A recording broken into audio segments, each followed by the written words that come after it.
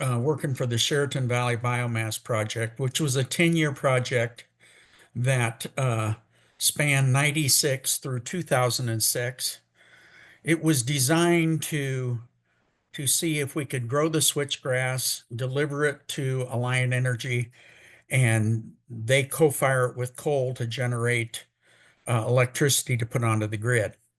It had many components in it, research activities and reports, equipment development. We built a processing facility, actually two facilities. The first one for the interim burn was a small facility down next to the power plant, and then a larger one up on the hill that has the scale to it to be able to deliver 25.5 tons an hour. And of course, the outreach, web presence, and publications that came out of it were an important part of that research project, which was funded by the Department of Energy. Our team Genesis really started with that project. Alliant Energy and Mid-American Energy both co-own a 726 megawatt power plant using Powder River Basin coal. We were to supply 2.5 and 5% of the heat input from switchgrass to get that 12.5 or 25 ton per hour burn. We did that in the wintertime so they could cut their output, and we essentially doubled our input by them cutting their output in half or ramping it clear up. And we did it between two outages where they collected information from the coupons or tubes in the boiler, sent them to Denmark for analysis. We injected the material in two different ports. We used 3x4x8 switchgrass bales and a two-step milling process. Equipment that was designed for it internally was this de-stringer unit up in the upper right-hand corner. That facility still exists. It's owned by 8 of us, and it's going to be the catalyst for moving things forward from here. It has been mothballed since 2006. The Iowa Utilities Board would not allow Alliant Energy to charge or to pay the farmers what the switchgrass production was worth. Powder River Basin coal at that time was $30 a ton FOB, Ottumwa, Iowa. So it was a tough financial hurdle to go over. And We what year proved was this? What year was this, Bill? 2006. Okay, and that's right around the time horizontal drilling and fracking also started to come online. Okay, thanks. Yes. Subsequent to that, and Terry, I have two hats here because when we wrote this grant, we were the Antares group. We were then purchased by Stark Tech, and all of our documents for this award we're working under say Antares. So I got to flip back and forth between the two, not trying to confuse anybody, but that's just the way we got to fly at this point. Subsequent to the Sheraton Valley project, we were part of 2 awards by the Department of Energy to develop a logistics strategy and equipment to deliver high tonnage and to cut costs. At that time, they were looking at $135 to $140 a ton for material delivered. Our goal or objective was to get it down to 85 or less. We did it by building a self-propelled baler, using it to gather 2 windrows at a time in the field, a bale picking truck, which is in the center there on the second row. That truck can load an entire semi-load of bales in 20 minutes. And then we offload it into the walking floor trailer, the upper right, and we can do that in 2 minutes. So those were the kinds of innovations we attempted to put together to move forward. We also helped Jim Streeter develop a corn rower header to minimize ash in corn stover bales. Subsequent to that, Antares managed a landscape design project with DOE funding to try to identify those acres and strategies that would reduce soil erosion, improve water quality, and reduce the cost of the material. And statistically, through some work that one of our partners had done, that roughly 20% of the farmland in Iowa loses growers money every year or strands capital that they get no return from. So that 2 to 3 million acres subsequently becomes those targeted acres. We call them low ROI. There aren't many farmers in Iowa that think they have marginal land, so we've taken marginal land out of our vernacular. But those are the low ROI lands that we think are economically feasible and provide some of the best environmental benefits to water quality and soil carbon, if we want to put that into a strategy to find the acres. In 22, we applied for the third time for our climate smart switchgrass cropping system transition through USDA, and it's an RCPP award. We're not part of the IRA, so we are still working. We've not skipped a beat. FDC is the lead on it. FDC is a production company. They've been with us on all of our research projects. They came to fame really through the activities of seeding conservation crops. They have over 300,000 acres and in the ground and have successfully done it. They have a switchgrass project in Virginia, and we have received a Climate Smart Switchgrass Award to put 5,000 acres on the ground in Virginia. So the Iowa project, this award 2810, is for 5,000 acres here also. And those are the partners: Antares Group, Prairie Lands, the grower group here in Iowa that owns the processing facility, USDA, Iowa Department of Ag and Land Stewardship, and Restoration Bio-Products is a company that has built a demonstration unit in Virginia to make biochar from switchgrass.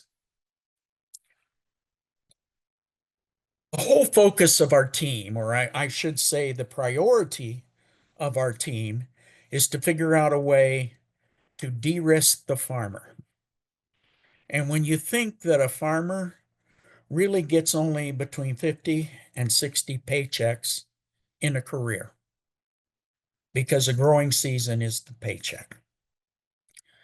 And we know we're going to have to take probably 2 years out of that just to get a biomass crop, a perennial biomass crop established and get it to the point that you could use it or sell the production off of it to complete that 50-year cycle. So we structured the program in 2 different ways. The USDA portion only covers the costs associated with establishing and maintaining switchgrass on those acres that are waste acres, permanent pasture, long-term hay rotations, and provide the landowner with 2 years of rent at 100% of the USDA rental rate. The state of Iowa joined in, took a proactive role using their water quality initiative funds to help us pay 2 years of rent and a $960 incentive to landowners whom retire corn, soybean, wheat, oat acres, 3-year rotational hay acres, or expiring CRP acres for 10 years. So it's a 10-year contract if you go in under the Iowa, the IDALS portion of the program, or it's a 5-year project if you go in under the USDA program. In either case, we have guaranteed the farmer a contract for $50 a ton standing in the field.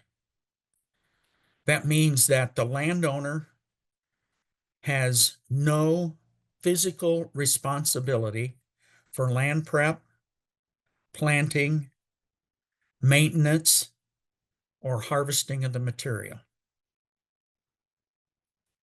Now, if we get behind on some stuff, we've hired a couple of landowners to mow their switchgrass this last year, strictly because the weather did not permit us to get everywhere. So again, we want to leave the landowner whole. We want to do our best to make sure that the people that provide 100% of the feedstock for these biomass systems are de-risked through that process. It's 19 counties in south central Iowa. Wapello County is the hub because that's where our processing facility sets. But these 19 counties were selected by us when we did an analysis of how we could outcompete CRP payments.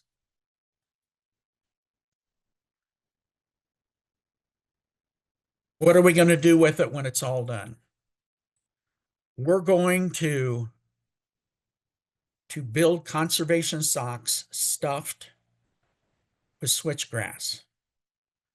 In Iowa, the Iowa Department of Transportation generally sets the spec for what conservation socks or these silt fences are applied, or how they're applied, or the engineering for it. And they currently have a spec that is required to be filled with wood product from Wisconsin. So our whole goal here is to build a product grown in Iowa, stuffed by Iowa farmers, put in a sock that is manufactured in Des Moines and merchandised by an Iowa company. So the state of Iowa has an all Iowa label that we would qualify for.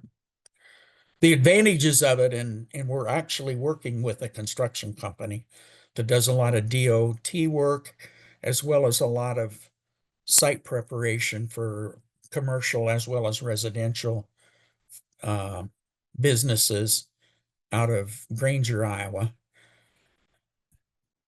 They don't even want to stuff the wood socks at their location because of having trouble keeping labor. And they also, when they go to the field, they don't want to have 3 guys in a skid steer loader to move those around, where we know a 12-inch in diameter sock can be thrown over your shoulder and drugged to a spot in the field by one man. So it's to also help with work comp claims. And the wood stakes, by the way, are also cut from Iowa wood. The other opportunity we're looking at is we have an investor pool that are ready to build a biochar facility near Ottumwa, Iowa. Should everything go well with Restoration Bio-Products and the demonstration facility they are now commissioning and operating in Waverly, Virginia. And there's my contact information. Emily, you told me when I started, or you and I have talked, and there's a whole lot more behind this story. And I want to entertain questions and answer what you folks are interested in. That was great, Bill. I know you can cover more ground than many of us in the industry. So I applaud you for your focused remarks that give opportunity for questions. So I'm gonna kick us off there. But please put your questions in the chat, or you can raise your hand or just jump in and interrupt me, whatever works best for you if you guys have questions. I'm going to start us off by asking um, some of the what are the frequently asked questions you get when talking to landowners about the RCPP opportunity? You caught me fresh off of a presentation to a soil and water district this I thought I morning. did. Yeah. Uh, when we sit down with that group of people, because those are the people that administer the Iowa Department of Ag and Land Stewardship funds, or the IDALS funds. And the first thing that is generally asked, and we try to cover this really quickly because we've made this round of meetings almost twice now in 2 years. We identify the reason for doing it, the soil and water benefits. We try to identify right out of the chute our knowledge of how we have to compete financially and de-risk things for the farmer. And then certainly letting them know that we don't expect them to buy specialized equipment to take care of this production. In this first 5,000 acres, we want to take care of everything so we get the optimum quality control for the material that we bring in. If we have a seeding that fails, we reseed it because it's to our advantage to have a strong, healthy switchgrass stand with as few weeds as possible and have it kind of like corn, grow consistently throughout the whole field. We try to select cultivars that have been improved. We're we're using Timber Creek, we're using some Canlo, we're using Liberty, and there's one other, and it escapes me right now, Emily. But but those are the kinds of cultivars that we're trying to use. We have worked with DK Lee and his project, the ASICS project. And we've worked with Iowa State. We've worked with all of the general suspects and trying to garner value from the lessons we learned in 96 through 06. And it's been a process of ticking them off one at a time to try to be successful in establishment, successful in production, successful in processing, and then building a market on the side. That was very well said. Um, Andy Van Lukey asks, what's your oldest stand of switchgrass in Iowa? And how is its productivity compared to the younger stands? I know you just mentioned genetic improvement in there too, but maybe you can comment on sustained productivity. Well, Andy, back in the Sheraton Valley days, we were harvesting off of some stands around Lake Rathbun that were 20 years old. They weren't as productive as what we think we can acquire with the new cultivars. We only averaged a little over 2.5 tons to the acre on those acres in the early 2000s, the late 1990s. We had a special project designation from USDA so we could do it on CRP lands, but we couldn't intensively manage it. So 60 pounds of N, a little Roundup before the grass got out of the ground to try to kill the cool season grasses and species was about all we did. In this case, Andy, we're intensively managing it from the start. We plant everything with a no-till planter. You saw that picture in the presentation, a Kinsey corn planter. The boxes have been modified. Uh, we spray at the same time with glyphosate if we're going into a CRP stand or a grass stand, we spray with glyphosate in the fall prior to the establishment year in the spring, another shot of glyphosate, and then we mow it. Mow it at 6 to 8 inches tall twice through the year. I can only speak, and I didn't put in any pictures, but the stand that's here on my place. And I converted row crop acres to it. And I also converted 22 acres of permanent pasture that had been there since the 50s. The grass was about 5.5 foot tall in June this year when we mowed the first time. We came back and mowed in August again, trying to make sure we don't let the foxtail go to seed, clipping mare's tail, cuckoos, all those other things that encroach on this. And it was about 5.5 foot tall the second time through. Our land is not that productive here. It's corn suitability rating of 52. So my pasture's 32 and the crop ground was 52. We're confident and we're sharing with landowners. We're confident we can get 4 tons to the acre with the new cultivars as long as we have properly managed for weed control. Does that hit your point, Andy?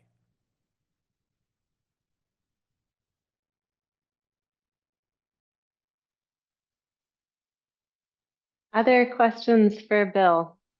I know Andy and I could ask him a lot of questions. If you have them, just interrupt or put them in the chat. Sorry, Bill, I was trying to unmute myself. I'm on the road here. I just wanted to know, so it sounds like the newer cultivars are more productive, but my question was more about, for those that have been in the ground for a long time, have the productivity kind of stayed at a level plateau, or did they have a little bit higher their first 4 or 5 years and now they're a little bit lower now? And do you think you'll expect that for the newer cultivars? We have not touched those stands from back in the late 90s, early 2000s. Those were on CRP acres. When that project was done, we had to cease harvesting or doing anything. There is a bump when you start, and then they tail off some, was our observation from our yields back in the Sheraton Valley days.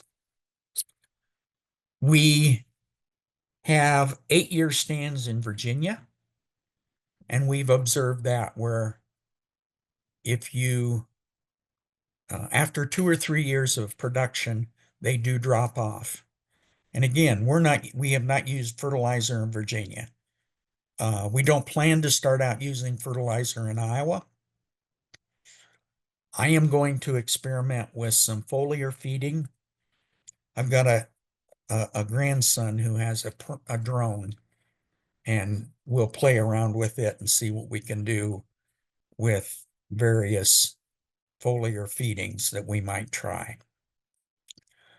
At the end of the project, at the end of 5 years for some, 10 years for the other, we got to we promised the landowner a carbon score for the production off of their acres. And of course, nitrogen fertilizer will not help that out any. And so, Bill, maybe that's a great transition here. First of all, would you mind stop sharing your screen unless we need to look at the slide, and then we'll be able to see each other a little bit more. I know not all of us are on Okay. camera. Stop share. Yeah. Got it. Great. Sorry.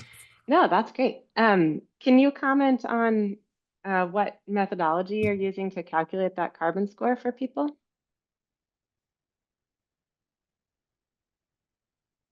No, because we're following Lisa Schulte more. Okay, that's a good. I can't tell you what it is, but So what excuse me, we've already calculated the reduction in soil loss and the reduction phosphorus transmission through soil loss and water, and started to calculate our nitrogen benefits on an annual basis using her formulas, excuse me. It seemed like a pretty well-rounded strategy that people would buy or at least recognize. Okay. Well, certainly we haven't asked Lisa to give one of these presentations yet, but I think getting representation from the Grass to Gas project in the future is on the agenda.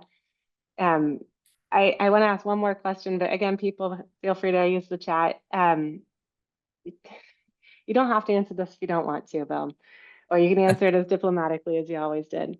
How have things changed in the last month or so?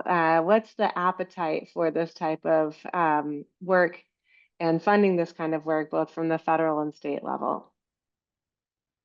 No, I don't mind answering it. You know, we went through the trepidation of everybody else when it started, but in working with the Assistant State Soil Con in Iowa on the USDA side, our funding is not in jeopardy. It comes out of a different bucket. He was very confident. He encouraged us to not stop or pause, and we don't want to, because we were awarded this award in the fall of 22. We didn't get contracting done till Memorial Weekend of 23. So we lost a seeding season. So we're already a year short. We can't afford any more hiccups there. Now we've been told, don't worry, you'll get an extension, da da da da da. But let's work with what we know. The state of Iowa has been very supportive. The Secretary of Agriculture, Mike Negg, has been a longtime friend of mine. And it took some convincing that this was an alternative resource for farmers, that we can help improve water quality behind a corn crop or anything else if we strategically and smartly use data to find the acres, which he has bought into. I make it sound like I got to sell him stuff, but I don't. He has been very assertive. I was talking to his staff. Oh gosh, it was a month and a half ago, and I said, well, when do I need to get this report to Mike? And he said, excuse me, the secretary. And he said, you don't have to. The next time you talk with him, talk about market development. He's not worried about what you guys are doing. We give him a report every time you see us. Make your next report about market development. So that's kind of the thought process that we deal with here in Iowa, or we get the opportunity to work with. That's how I should say it. The governor is behind us. Iowa Economic Development Authority said, come to us when you know what you need and make it reasonable. And the one we got to convince is the Iowa DOT. And so Iowa State's lab is committed to another corporation, so they were not able to do our flow testing or water quality testing, but the University of Iowa appears they're going to be able to use their network to help us determine the density we have to meet the spec, and then to garner in applications in the country how much nitrogen and phosphorus we reduce by treating the switchgrass with alum and biochar in the sock. So as water filtration technology, as well as soil holding technology in the erosion control socks. That's right. Okay, great. Well, I'll follow up with you to find out the name of the people doing that testing, or maybe that's something we can ask you to tell us more about in the future. Certainly, we're keen to think about market development and industry needs, I think, on this call. Is there Well, anything that it's Troy Lyons, the assistant director, and Larry Weber at the University of Iowa Hydrology Lab. yeah, Larry's been a long time leader in this space, so this is great to get some of those specifications out there.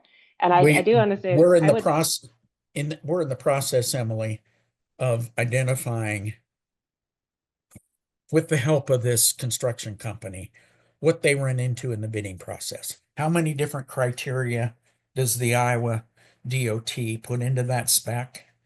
You know, slope, length of run, all of that determines the size and all of that good stuff. So we hope to go in and test for those key targets for flow and wicking off and being prepared to start another water event. We tested the alum at the South Fork watershed 2 or 3 years ago with the ARS lab folks. And we were able to reduce the suspended phosphorus in the water around tile inlets. So that's the formula we're going to use to move with this. There is good research out there on the biochar, but we need to package it all together for the DOT.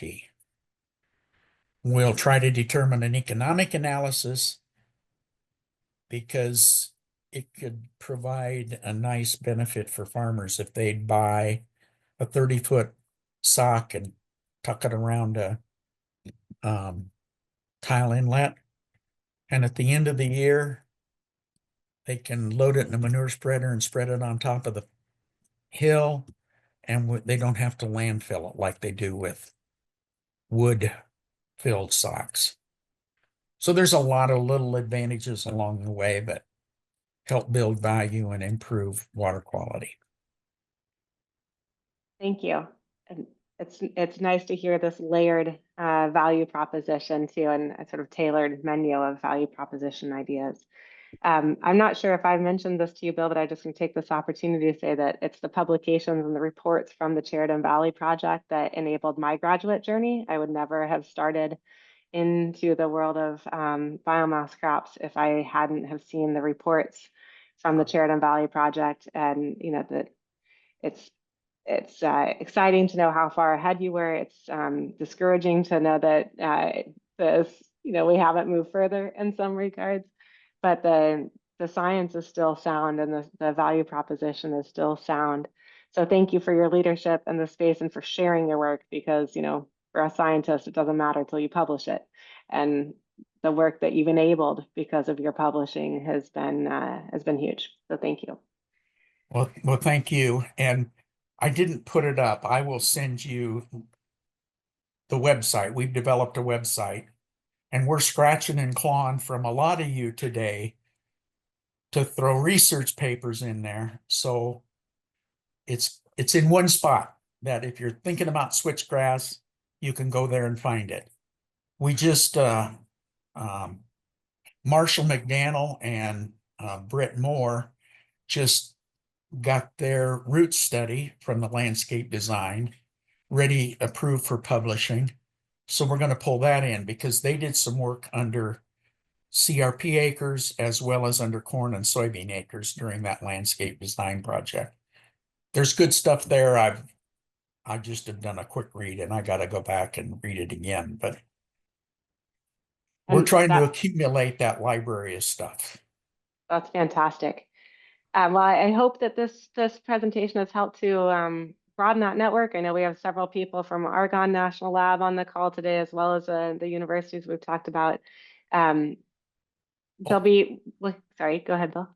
Argonne is doing greenhouse gas monitoring and deep soil testing on my acres. So there's a wealth of well-rounded work that's coupled from public-private partnerships here. So I think the Iowa story with switchgrass is perhaps a template for others to follow. So I'm going to go ahead and wrap it up for us today since there's no more questions in the chat. And I know it's a gorgeous day and people, you know, might need to be outside. So thank you, everybody. And Iowa State's beating BYU at the moment. It's on over here. I'm delighted to hear it. I want to give away my personal bias, but that got reactions from the crowd. Okay, so thank you very much, Bill. We'll ask you back, I'm sure, later in the series, but thank you very much for sharing what you did with us today. We'll post this on the YouTube channel. If you want to send me that website link, we can make sure that gets included as well.